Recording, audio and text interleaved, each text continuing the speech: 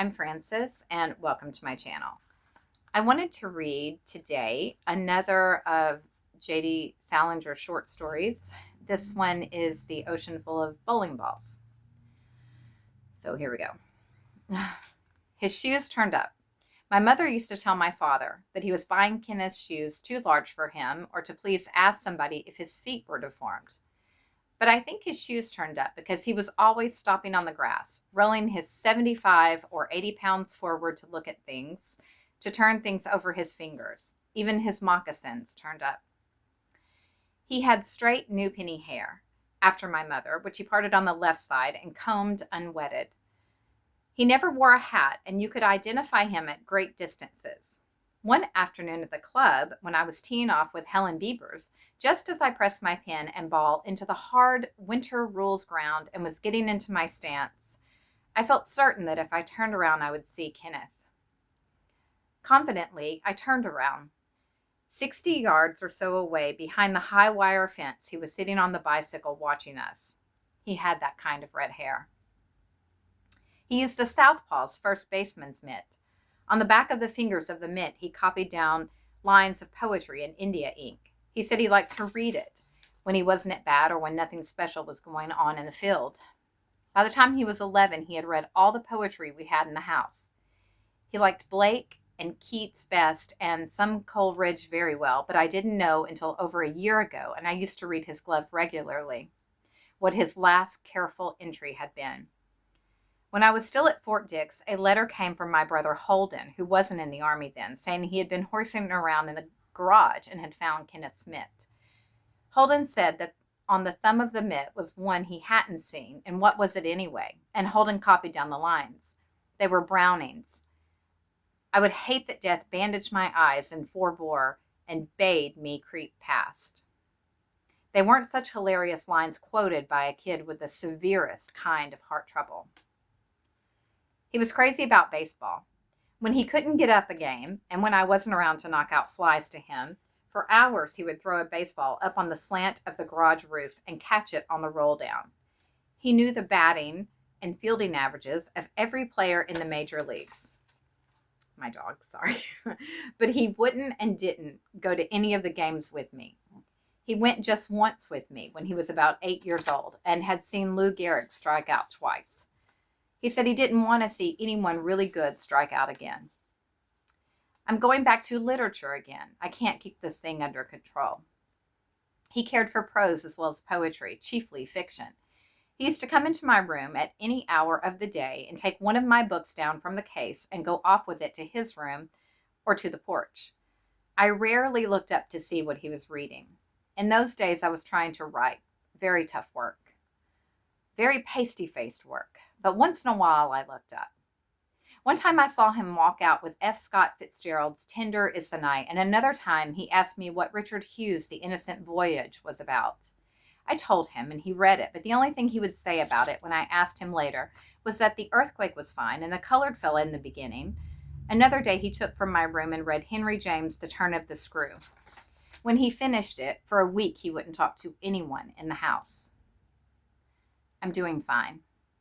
I can remember every detail of that tricky, dirty Saturday in July, though. My parents were at the summer theater singing a first matinee performance of You Can't Take It With You in Summer Stock Productions. They were two very irritable, passion-tearing, perspiring players, and my younger brothers and I rarely went to see them. My mother was especially poor in summer stock. Watching her, even on a cool evening, Kenneth used to cringe in his seat till he was almost on the floor. On that Saturday, I had been working in my room all morning, and had eaten my lunch there, and not till late afternoon did I come downstairs. At about 3:30, I came out on the porch, and the Cape Cod air made me a little dizzy, as though it were stuff brewed too strong. But in a minute, it seemed like a pretty good day. The sun was hot all over the lawn. I looked around for Kenneth and saw him sitting in the cracked wicker, reading, with his feet drawn underneath him so that he was supporting his weight on his insteps. He was reading with his mouth open, and he didn't hear me walk across the porch and sit down on the railing opposite his chair. I kicked his chair with the toe of my shoe. "Stop reading, Mac," I said. "Put down that book. Entertain me." He was reading Hemingway's The Sun Also Rises.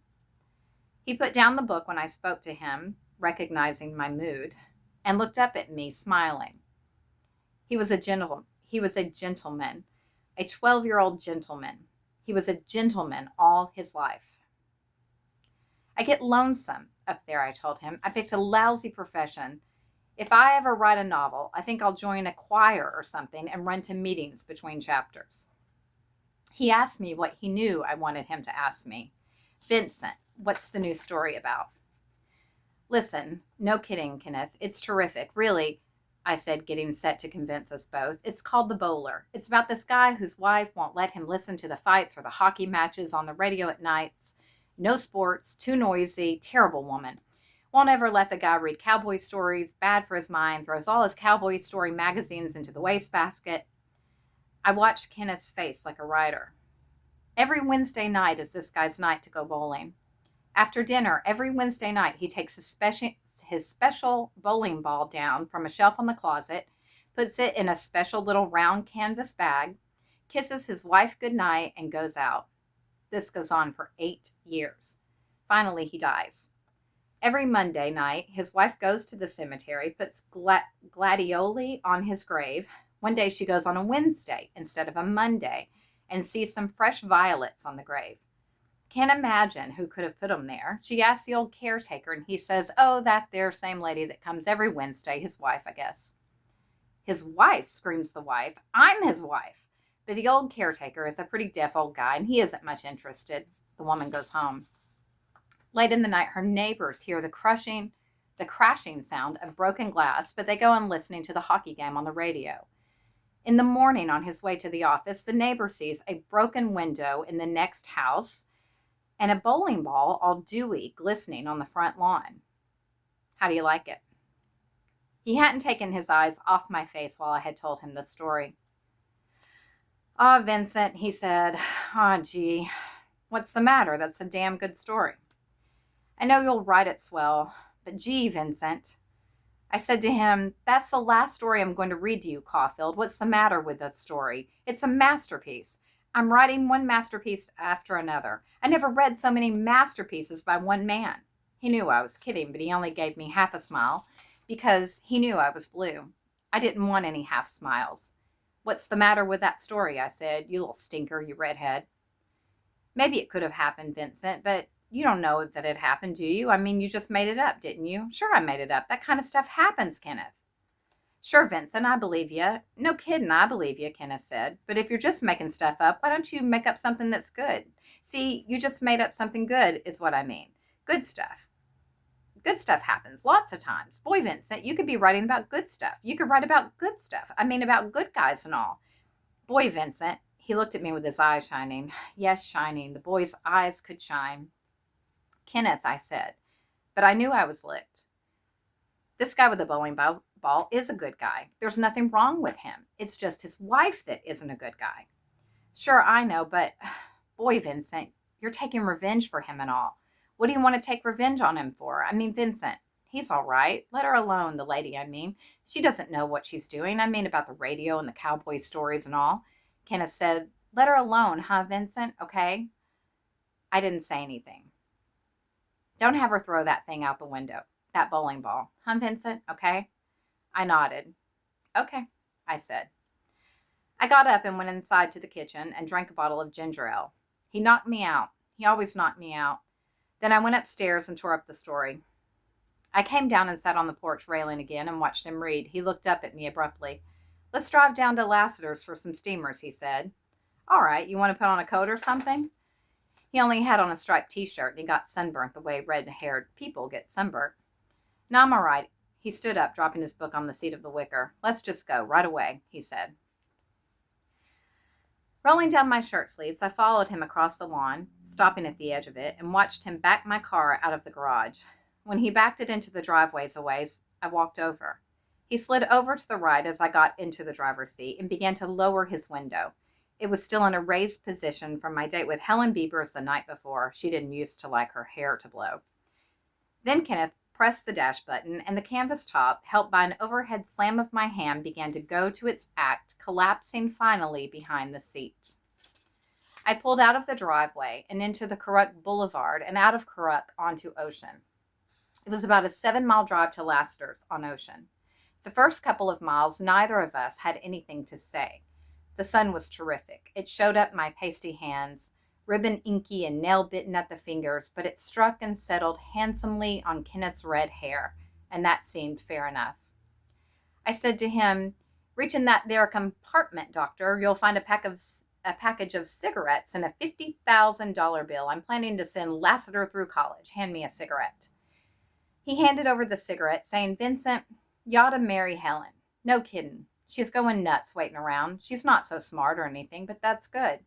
You wouldn't have to argue with her so much, and you wouldn't hurt her feelings when you're sarcastic. I've been watching her. She never knows what you're talking about. Boy, that's good, and boy, does she have swell legs." "Why, doctor." No kidding, Vincent. You ought to marry her.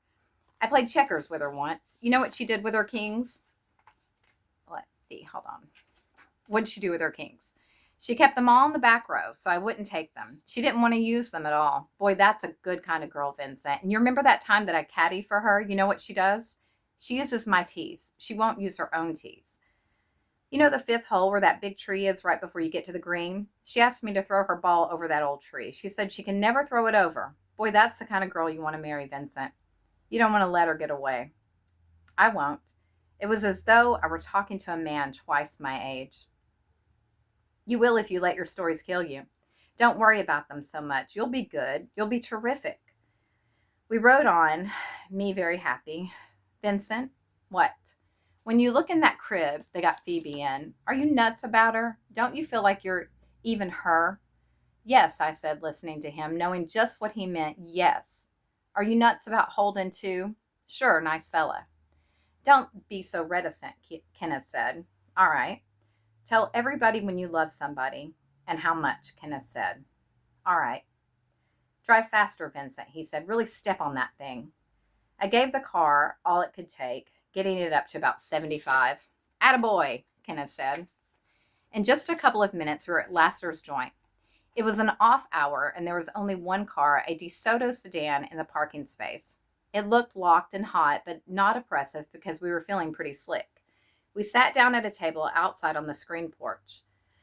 At the other end of the porch, a fat, bald-headed man in a yellow polo shirt sat eating Blue Points. He had a newspaper propped up against a salt shaker. He looked very lonesome and very much the owner of the hot, empty, big sedan baking outside in the parking space.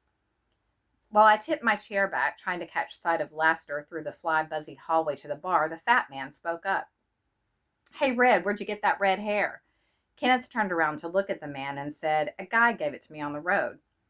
That nearly killed the guy. He was bald as a pear. "A guy gave it to you on the road, eh?" he said. "Think he could fix me up?" "Sure," Kenneth said. "You got to give him a blue card, though. Last year's. He won't take this year's." That really killed the guy. "Got to give him a blue card, eh?" he asked, shaking. "Yeah, last year's," Kenneth told him. The fat man shook on as he turned back to his newspaper, and after that he looked over at our table frequently as though he had pulled up a chair. Just as I started to get up, Lassiter rounded the corner of his bar and saw me sitting there. He raised thick eyebrows in greeting and started to come forward. He was a dangerous number.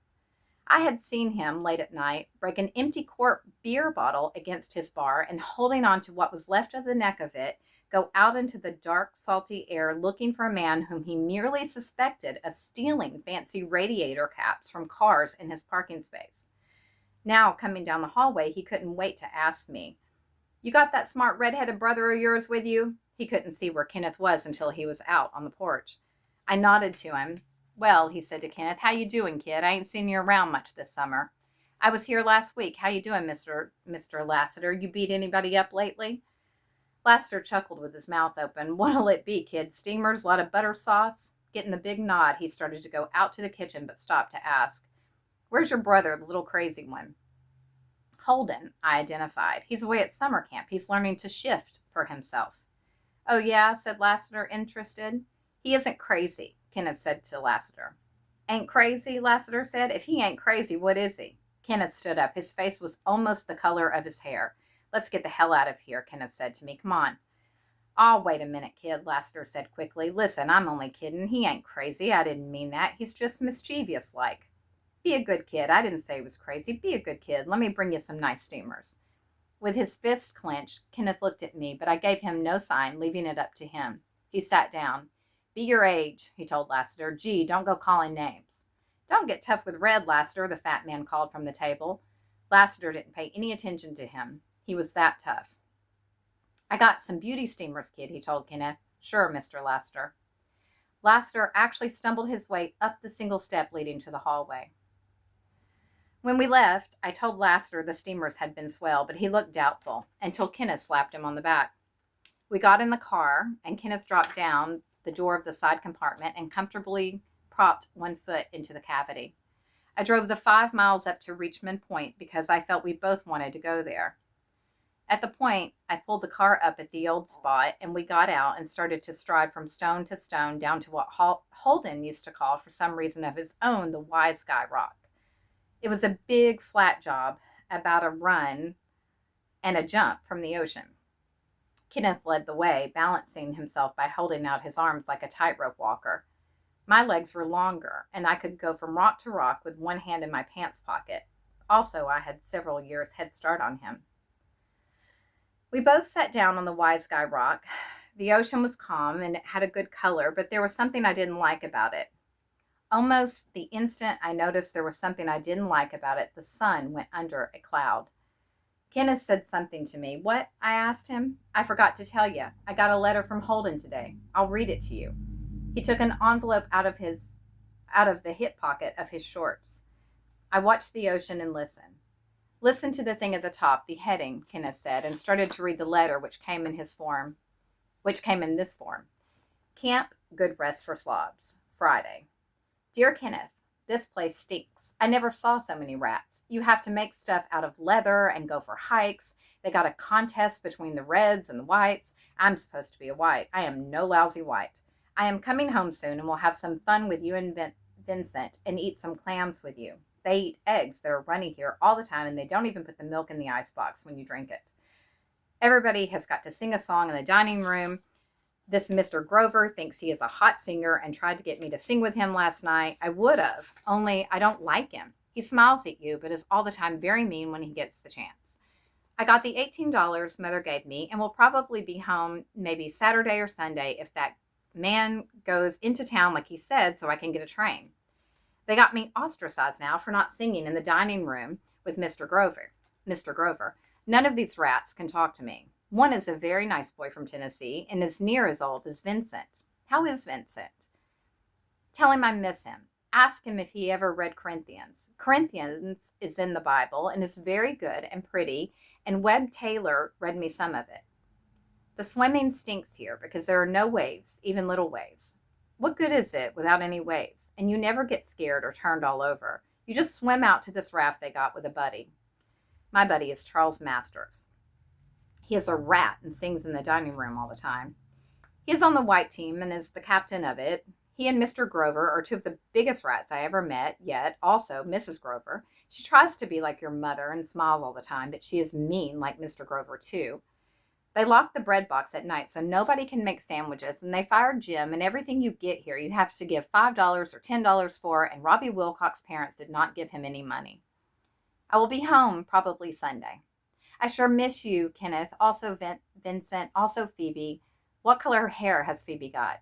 It is probably red, I bet. Your brother, H.C. Kenneth put the letter and envelope back into his hip pocket. He picked up a smooth reddish pebble and looked at it, turning it over, as though he were hoping there were no flaws in its symmetry. Then he said more to the pebble than to me. He can't make any compromises. He can't make any compromises. He looked at me bitterly. He's just a little old kid and he can't make any compromises. If he doesn't like Mr. Grover, he can't sing in the dining room, even when he knows if he sings that everybody will leave him alone. What's going to happen to him, Vincent? I guess we'll have to learn to make compromises, I said, but I didn't believe it, and Kenneth knew it. Kenneth stuck the smooth pebble into his watch pocket of his shorts and looked out at the ocean with his mouth open. You know what? He said, if I were to die or something, you know what I would do? He didn't wait for me to say anything. I'd stick around, he said. I'd stick around a while. His face got triumphant, the way Kenneth's face got triumphant, without implications of his having defeated or outdrawn anybody. The ocean was terrible now. It was full of bowling balls. Kenneth stood up from the wide sky rock, looking very happy about something. From the way he stood up, I could tell he was in a mood for a swim. I didn't want him to go swimming around in all those bowling balls. He yanked off his shoes and socks. "Come on, let's go in," he said. "You going to wear those shorts?" I asked him. "You'll be cold on the way back. The sun's gone down." "I have another pair under the seat of the car. Come on, let's go. You'll get cramps from the clams. I only ate 3. "No, don't." I started to stop him. He was pulling off his shirt and didn't hear me. "What?" he said when his face was in the clear. "Nothing. Don't stay in long." "Aren't you going to come in?" "No, I haven't a cap." He thought that was pretty funny and slammed my back. "I'll come on in, Vincent." "You go ahead. I can't stand that ocean today. It's full of bowling balls." He didn't hear me. He ran down the flat of the beach. I wanted to grab him and haul him back and drive off fast. When he was finished kidding around in the water, he came out by himself without my being able to tell anything. He stepped out of and past the wet ankle, sloshy part of the water. He even rushed and passed the dry, faint footprint part of the flat without my being able to tell anything except that his head was down. Then, as he barely reached the soft of the beach, the ocean threw its last bowling ball at him. I yelled his name at the top of my voice and ran crazily to the spot. Without even looking at him, I picked him up. Carrying him, I ran, jerky-legged, to the car. I put him in the seat and drove the first mile or so with the brakes on. Then I gave it everything I had. I saw Holden sitting on the porch before he saw me or anything. He had a suitcase next to the chair, and he was picking his nose until he saw. When he saw, he screamed Kenneth's name. "Tell Mary to call the doctor," I said, out of breath. "The number's on the thing by the phone in red pencil." Holden screamed Kenneth's name again. He pushed out his crummy-looking hand and nearly struck some sand off Kenneth's nose. "Quickly, Holden, damn it," I said, carrying Kenneth past him. I felt Holden rush through the house to the kitchen after Mary.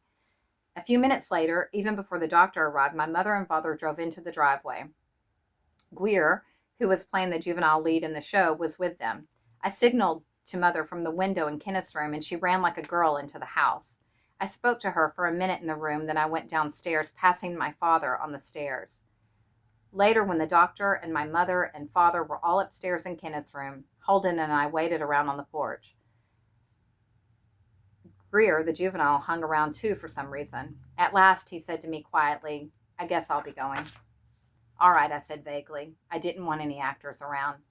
"If there's anything, go home, will you, fella?" Holden said. Greer smiled at him sadly and started to leave. He didn't seem to like his exit. He was also curious after his little chat with Mary, the maid. "What is it, his heart?" "He's only a kid, isn't he?" "Yes. Go home, will you?" Later on, I felt like laughing. I told Holden the ocean was full of bowling balls, and the little dope nodded and said, "Yeah, Vincent," as though he knew what I was talking about.